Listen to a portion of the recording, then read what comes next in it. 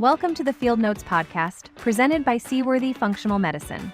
Seaworthy exists to help you overcome your complex health challenges, so you can be fully vital. Now, here's your host, Heather Moon. What happens when we stop treating the mind and body as separate and instead look at health and performance as one fully connected system, especially for patients and athletes who are doing everything right but still feel stuck? What happens when progress stalls, not because the body is not capable, but because the mental side of performance and healing have not been given the same attention? That is exactly what we are exploring today on the Field Notes podcast. I am so excited to be connected today and be joined by Andy Liebner, a PhD, sports psychologist PhD candidate, who specializes in helping athletes bridge the gap between physical ability and mental resilience and understand how treating the mind and body together changes everything.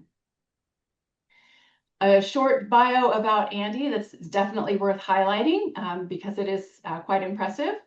Andy grew up in Soldotna, Alaska, so Alaska home native, and he went to high school at Soldotna High School.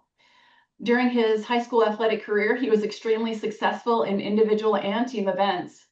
After graduating from high school, he served for 4 years in the United States Coast Guard on active duty. After that, he attended the University of Alaska Anchorage and was a dual sport varsity athlete competing at the NCAA National Championship for both cross-country running and cross-country skiing, earning NCAA All-American titles 2 times. He then went on his own to spend 2 years training, racing, and learning competitive insights from some of the best skiers and athletes in Europe. And he authored a book, an experiential book called Wild Shot. After that, he enrolled as an NCAA student athlete at Northern Michigan University, where he competed on the ski team and earned 2 more NCAA All-American titles. He graduated from Northern Michigan University with a double major degree in physical education and professional coaching and minor in health nutrition. He began coaching right away and coached 2 Olympic ski teams, attending both the 2014 Olympic Games in Russia and 2018 Olympic Russia Games in Korea. He then moved to Hilo, Hawaii to attend the University of Hawaii and earned a teaching certificate and master's degree in teaching. Andy taught a few years of physical education and he coached after-school sports. More recently, he attended the University of Thessaly in Greece as a PhD candidate in the field of sports psychology, which is what brought him back to Alaska to earn his practicum hours and complete his experiments, with an anticipated graduation date in 2027. So Andy, we always like to start with a comic book style hero origin story. So having just shared your impressive bio, would you please give us your origin story leading you to where you are today?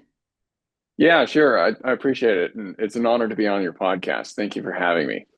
Thank you. So after being a lifelong athlete and coach, I realized throughout that process that there was one aspect that was of higher interest to me, and I did not have those skills. And so that's where I felt like I could be a good sports psychologist, and I was most interested in sports psychology to fill that gap. Because I understood the athletic training background and the coaching psychology to help athletes, but I really needed to beef up my skills and learn a lot more about helping the whole athlete, the mental side and the physical side. So that's why I chose to be a sports psychologist, because there's a greater need that you can help the athlete in so many more ways that way than just the physical. Absolutely. So you identified it as something where you had a lot of really solid physical training, but you were a little deficient as far as addressing the mental side of performance and athleticism. Yeah, exactly. Exactly. I was doing the best I can, just like every coach does. They use their experience and what they know. I felt like there was a whole new world with so many different levels of sports psychology that were untapped, and going back to school and learning where those levels are and those strategies to help athletes, meet them where they are and help increase their skills, their mental skills to perform at their best, no matter what they're facing, and seeing all their different challenges and what what to say in the right times, what motivation levels that people need, and what motivates them. You know, everybody is different. So I really enjoyed the academic side of learning this, and now I'm learning in the field in real time, different athletes, different motivation points, and stresses that athletes face in a variety of sports. Mhm. I feel like there's a lot of overlap in caring for humans in the patient provider setting and the athlete and coach setting. And something that I identified is that patients are doing everything right. They come to me and they're like, I'm just so frustrated because I'm eating right. I'm getting enough sleep.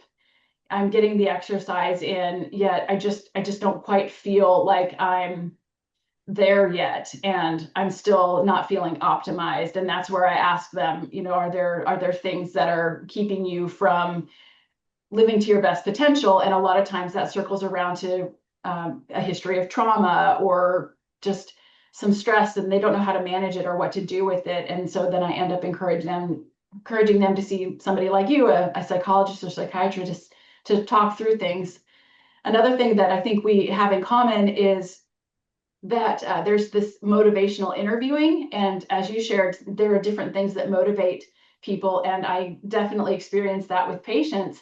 And it's so important to get to know them as an individual to find out what motivates them and also where their hangups are, because everyone's so different. And if you try to do a cookie cutter approach for everyone, it's just not going to work for them or for you. Yeah, exactly. And to add to what you've just said, that I learned right away, is that we have our own self-talk all day. And of all the people that we talk to and discuss things with throughout the day, we talk to ourselves the most. So we want to make sure that the language we use and the optimistic intent that we use is the best that you can possibly do to give you the best advantage. And so, and the words that you use with yourself are the utmost important. That is so awesome and so important to think about. As you were sharing that, I was also thinking, you know, what I share with patients and folks who come to me to try to optimize their blood sugar or optimize their body composition or get better sleep is that if everything that you're putting into yourself, just like you said, all of the talk that you give to yourself has to be the best. It has to be the most positive. And so I encourage folks to try to get a nice comfy blanket and nice cool sheets if they're trying to optimize their sleep and really dial in their sleep hygiene. And if they're trying to optimize their body composition, really eat as many high quality foods as they have access to, and really just give themselves the best of everything. And so that definitely ties in as far as the emotional and mental side of things of too. Because if you're giving yourself the best food and the best sleep and the best pillows and stuff, but giving yourself a lot of criticism, there's just going to be a block there. I love that. I love that. So much I want to ask you. What is something that you would like our audience to know? Something that you do as an athlete personally? And what do you do for your athlete clients to help them be successful? Yeah, it's a very good question. I'll ask athletes direct questions in a non-judgmental way. I may offer strategies, and that has to do with practicing some healthy routines to replace some unhealthy routines. It's really to change the emotional behaviors that they have currently been taking in the past that may have not been so healthy or been not functional. So I use a lot of academic-based research in all of my strategies, and athletes that apply those strategies often feel better and more rewarded from their experience. With clients, I often use the method called self-efficacy, and here are 4 examples of self-efficacy. Past experiences, which is performance outcomes; psychological feedback, that's based on emotional status, on how you feel and relate and how you look at yourself afterwards. Verbal persuasion is coaching feedback that you might receive from your coach or your parent or someone else that is close to you that's observed. And then vicarious experiences, and that's witnessing modeling of others. So In a nutshell, self-efficacy is using past experiences to build you greater confidence, so you'll have a better performance in the future. If you feel stressed, or you feel like a lot of self-doubt that's coming at your way going into another competition, you remember something in the past saying, hey, I've achieved this before. I've experienced similar events and I've overachieved. I, I, I have achieved greater circumstances, or I've been in this situation before. How did I solve that? And that often relieves some of that stress, so you're able to go into it with a better head on your shoulders to succeed in that current event. That's really great. And is that something you've learned during your time, during your schooling in Thessaly? Yes, absolutely. They were really big on self-talk and self-efficacy. Mm-hmm. And I learned so much there. It was amazing. And the practical experience that I received on campus, in the classroom, off campus, with real athletes that are in the community, helped practice that before I left the academic portion, the real world. So yeah, it is real stuff. And then we've also got our own background and experience that we, as a former athlete, can relate to. So in a general sense, sports psychologists are coming from two general backgrounds. One is a psychology background where they're more of the clinical side, and then the other side is athletes or coaches, as a history, or as a lifelong history of being an athlete, and then learning the psychology side and applying it. So either one, we kind of mesh and we learn from each other. Even as a student in the classroom, half of us were psychology backgrounds and half of us were athletic backgrounds, and we learned from each other. So we add that to our own experience levels. So it was a great experience, and I'll never forget it. And it adds to my abilities to be a sports psychologist and add to the athletes that I'm working with. I think it's really wonderful that you recognized that there was a need in your own situation. And despite really not having that support, you were extremely successful. And now you're moving forward and you're leaning in and really reaching out to others and really trying to help them have a better experience than you had. It's really admirable. Yeah, thank you. And I believe I could have achieved more and been a better mentally stable athlete through high school and college if I had the ability to see a sports psychologist. Mm-hmm. Looking back on it now, I see where my weaknesses were, and I feel that all athletes, nothing has to be wrong with you to see a sports psychologist. It's something, healthy to check in on, and even if it's just once every other week or once a month, just knowing that you can go to someone who understands and can listen to you, is something that some athletes, that's all they need. Knowing that there is help, it's available, and they don't feel so alone or isolated. Mm-hmm. If or when they face some sort of anxiety or increased stress in a performance or school related or anything like that, giving them that space and place to come to. And you work with adult clients as well, right? And also I gather from having gotten to know you a bit that your target's really not just professional athletes and people who are looking to go to the Olympics, but you're interested in helping any athlete at any stage in their career, whether they're an adult athlete who's just getting started or somebody who's been a lifelong athlete but just has recognized the need for some emotional and mental support as well. Yes, exactly. And I'm working with a variety of different sports. Some sports that have recently come to me I didn't know existed. And the strategies that I've applied for them have seemed to be working. 10 to 15% increase, and they're getting personal bests. For example, dance, professional dance, and that's a lot of stress going into performances. Every, move and visual cue is on stage, front and center. And in addition to another sport that I'm working with, or another sport with athletes that I'm working with are target shooting. So professional target shooters. As a biathlete, because I did skiing and biathlon, I have some experience with shooting firearms. But the strictly shooters that I'm working with are really enjoying and seem to do really, really well with the mental strategies that I've been applying to them. And I did not expect that to be a area or a field that I would excel in, or didn't even know it existed. So it's been interesting in this small amount of time that I've been practicing in the field, the sports that I've worked with and the athletes and that have succeeded with what I've been able to bring to them. And I can only imagine if I was able to, reach out to other sports and those athletes, to the impact that they would make on them. Right. Yeah. Well, hopefully we can let it be known that every athlete is an athlete and certainly an eligible patient for you. So, is there an experience that you've had as a coach or as your time as a PhD candidate that stands out for you, something that's been memorable?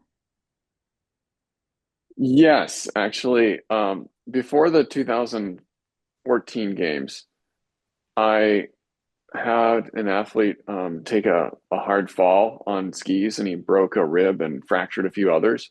And he really felt like it was over. And this was 3 weeks before the Olympic Games.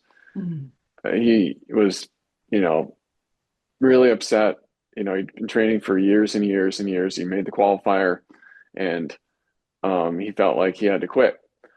And I talked to him, and it was that mental side of like, what should I say? I had several different things going through my head. What was the best thing to say? And I felt like, wow, if I had better training and better knowledge and skills in this, I would be more confident in what I was about to say. So I just had to pick the best thing. And I talked him out of, quitting and stopping this whole mission. And he ended up competing through doctor's orders. He was able to. And it became one of the top 10 Olympic moments in the 2014 Olympic Games to have him finish. Yeah. Oh, So that was a big success, but it wouldn't have happened if I didn't say the right things in that moment. When we found out that he had broken rib, he was about ready to take a plane ticket or buy a plane ticket to fly home instead of staying. So it came in a critical time. wow. Yeah, absolutely.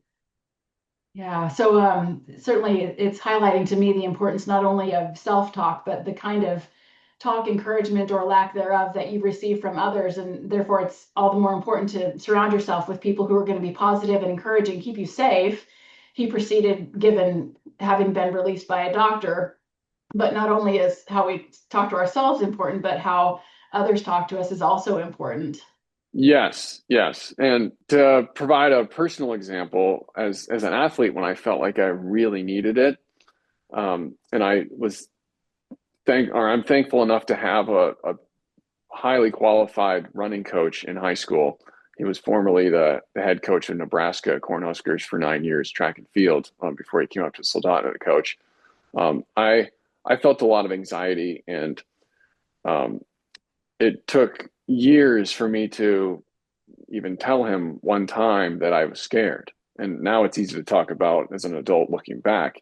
But as a high school athlete, varsity at that, I just didn't want to share any sense of self-doubt because of how I wanted him to think of me. But Mhm. I was able to muster the confidence and courage to say, like, tell him that I was scared, a vent. And when I did, I felt, even more anxiety because I didn't want him to think less of me. But when I told him that I was scared before this race, he just turned and looked at me without even batting an eye. And he said, "You already know what to do. Go out there and do it," with Oh, all the confidence in the world. So that lifted everything off of my shoulders and, hit the start line. And I had his words in my head, gave me all that confidence. And so that was another high point, even though I was only 17 at the time. But I said, wow, what an impact.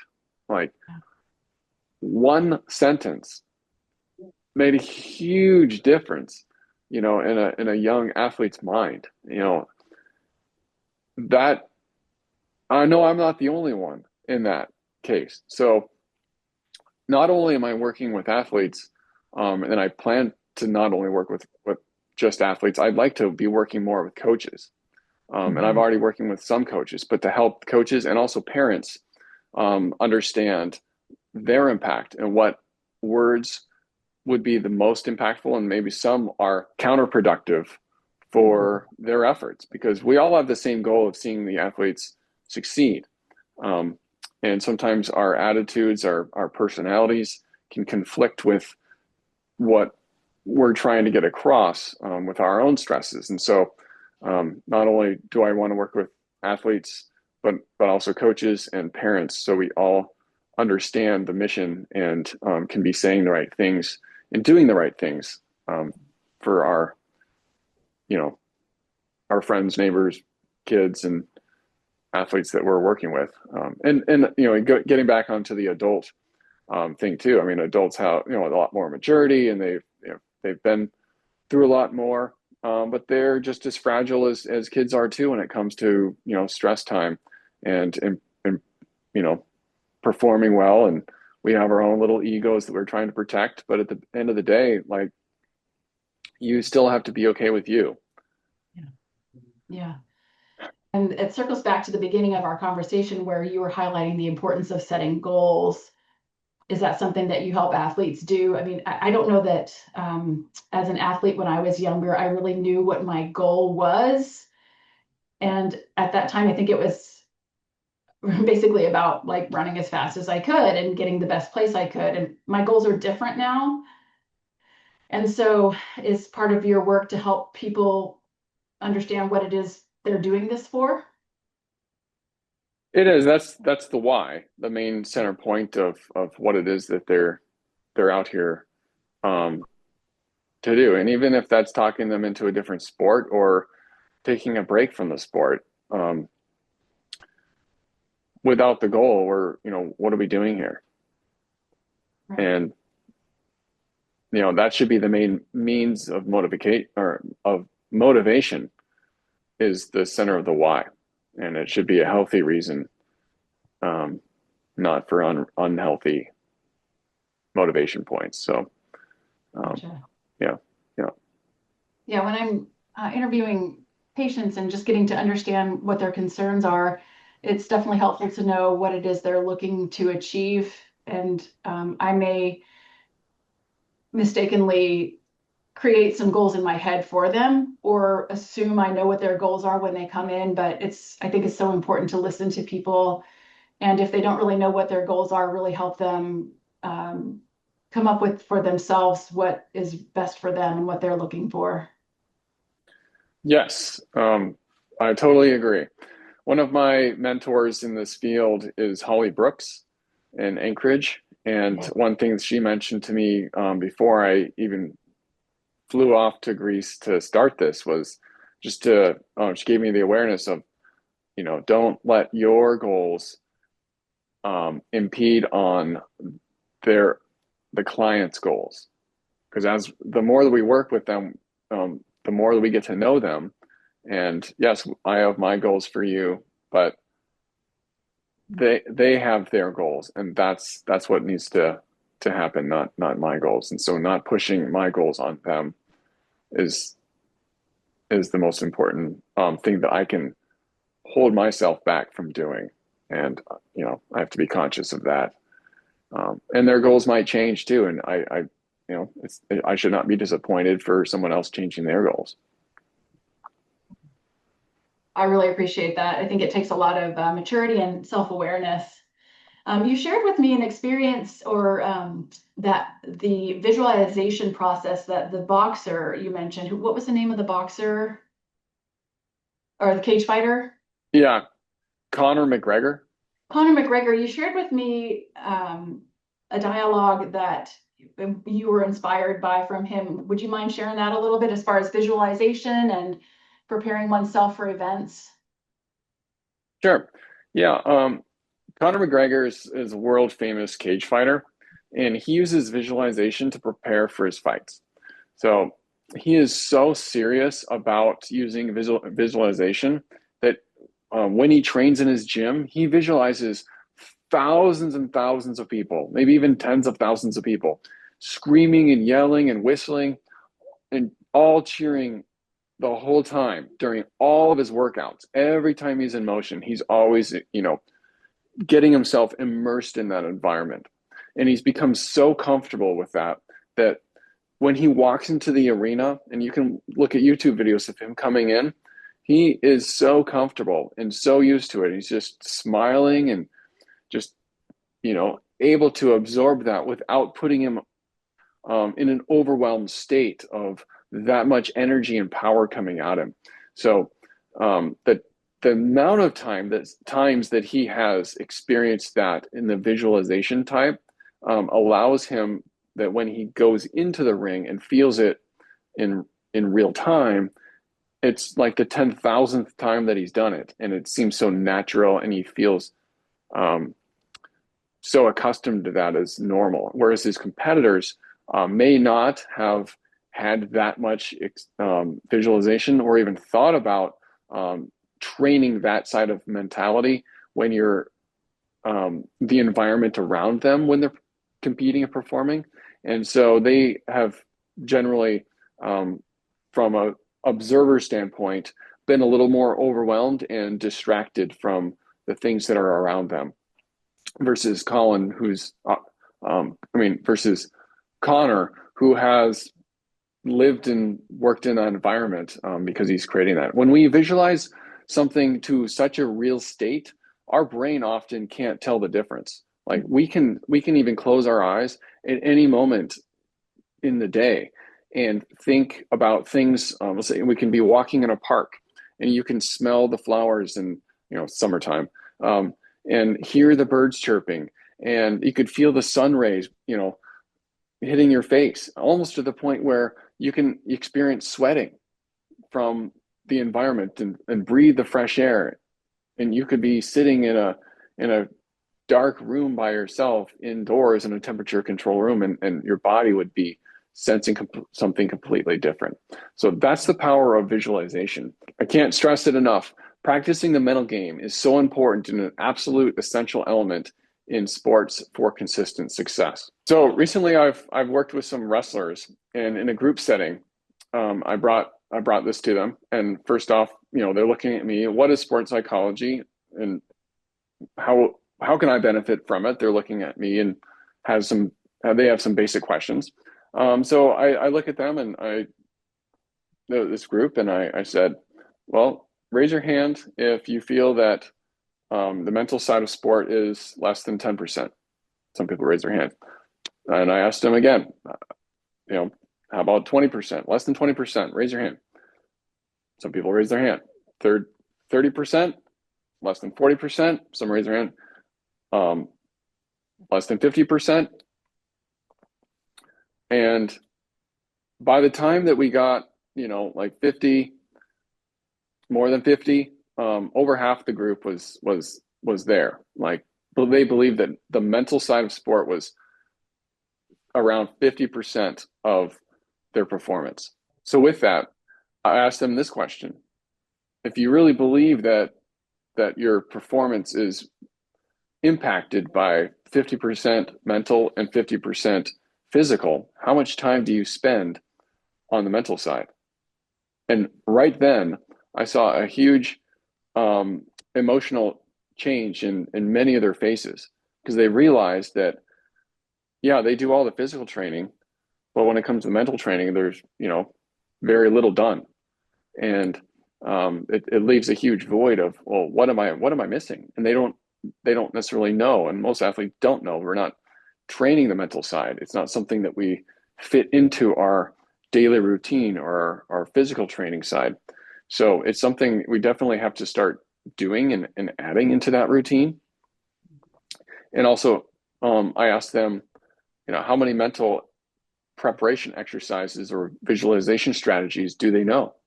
Some didn't know any. And it's just, imagining them going through that routine, which is shaky at best. So in some of the sports that have the greatest time between performance and the downtime in between, those have the greatest impact by sports psychology. For example, golf or tennis or bowling, wrestling to some degree too, because they're you're engaged for a short period of time. It's incredibly intense, but then you're off the mat or you're on the course or you're waiting and you're also watching others for a longer period of time. And it's that downtime that your own criticisms and the downward spiral can change the outcome before you even start to perform. So that's the time. The downtime that's the training time that we can optimally use to psych yourself up and not out before you perform. So when you're ready to perform, you've got the right mentality, the right focus point. And more recently, I've been asking all of my clients, what is the most important thing for you to be thinking about right now? Because that often is what you're currently thinking about is not the exact best thing. It might be something positive, but there might be some perfection items that can be handled in the moment. And it can even be during your performance. If it's a longer performance, like an endurance run or bike or triathlon, like your mentality can be caught off guard and you're distracted and whatnot, but what can get back on track? Like, what elements am I in right now?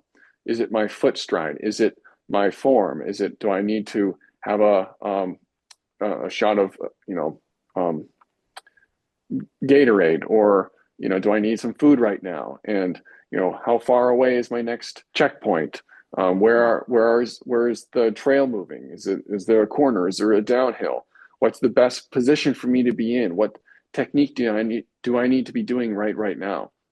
Mm-hmm. Those are all much more mental worthy things to be thinking about than, oh, I didn't do well a kilometer ago, or oh, I forgot to do this, or oh, did I lock my car? What am I having for lunch? You're in the moment. Like, make the most of that moment. And that's what I'm here to help people remember, that if you're really serious about being an athlete and you want to perform, then let's be serious about being an athlete and be serious about performing. Mm-hmm. And I really like how you encourage athletes to think about what they need right here, right now, leave all of the extraneous stuff like the grocery shopping list and the dog's going to the vet next week. Like, none of that is what I need to be thinking about in order to get to the finish line or to take my next best golf swipe or anything like that. And so what do I need to be thinking about right now to get me through this particular moment?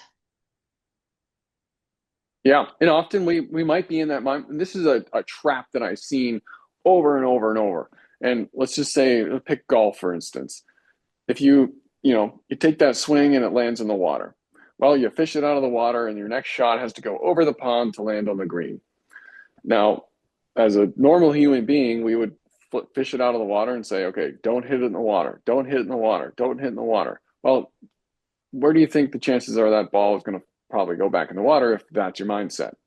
Right. It's a good chance. But with the right direction that we could be thinking about is, where do we want that ball to actually go? And just focusing on, I want it to go, and be really specific about that. So if we say, look at where is the best spot that ball needs to go, and how should I be focusing on this next hit? Mm-hmm. Then you can say, okay, I want it 10 feet from the pole, so it'll roll down, and you're thinking, okay, 10 feet from the pole, 10 feet from the pole, and you just focus on that one shot to get it exactly where you want it. Chances are it's going to have a higher chance of getting there than the negative thought of don't hit it in a certain spot. And volleyball, baseball, any kind of ball sport where you have targets, that is a good example of performing better and how you can focus on what you do want and where you want to get your target going than where you don't want. Yeah, I think that really applies. Oh, I'm sorry. Yeah, I was going to say, relating that, not just target sports, but as an endurance athlete, running, skiing, swimming, cycling, any of that stuff, your target is where your body is traveling. So, Right. so relating that to there, you can also always focus on where am I going? What's the best, most efficient way for me to get from here, where I currently am in the race, to that next section and the next section and the next section. That's always an easy go-to if you find your mind wandering. So, sorry, you can go ahead. No, that's okay. Yeah. I'm just thinking about how wonderful that is and how I can apply that to caring for patients and then applying it to encouraging whole person health as far as visualizing yourself as you really wish to be in your most healthy state. When you think about yourself as optimally healthy, what does that look like? And set that as the goal instead of like, oh, I just don't ever want to be overweight again, or I just don't want to end up in the hospital like my brother did, and really think about it in a much more positive way. That's really helpful.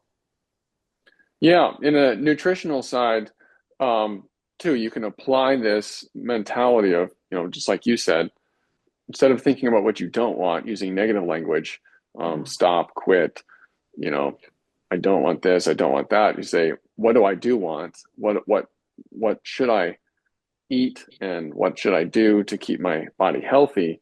And just focusing on those things that you do, those wins, that alone can make a big impact. Yeah. Well, I'm really excited for you as you pursue your candidacy and your PhD and graduation in 2027. You're taking clients right now, and I'd really like to steer some people your way. I think that there's a lot that anyone could benefit from. An athlete of any level could benefit from you. So where are some places people can find you? Well, thank you for that. And I am taking clients. Easy way to find me is on Facebook under the business name Sports Psychology Services, and location Soldotna. My office is in the business of Forever Dance, Alaska, on the Kenai Spur Highway. Facebook has the address, and you can also look up Forever Dance. You should be able to find me maybe through that way too. If you wanted to sign up for a consultation or an appointment, I've got a Google Calendar. The link might be on this podcast. It's definitely on my Facebook page to schedule an appointment. It's free to schedule, and I charge $30 per session for a walk-in consultation. And that's the way to go. I've also got an email address you can write me to at Coach Andy Liebner at gmail.com. Awesome. Thanks. All right. I really appreciate your time today. And thanks so much for all that you're doing for the athletes of all levels out there. And I just wish you the best in your candidacy and graduation and getting out there in the world and helping people. Yeah. Thank you, Heather. It's been an honor, and I've been excited about this all along the process. So glad to be on your podcast, and all the best with your podcast success as well. Thank you. Thanks for joining us for the Seaworthy podcast. Seaworthy exists to help people overcome their health challenges and be fully vital. If you think we've earned it, please consider giving this podcast a like, subscribing, and giving us a 5-star rating on the platform of your choice. Thanks.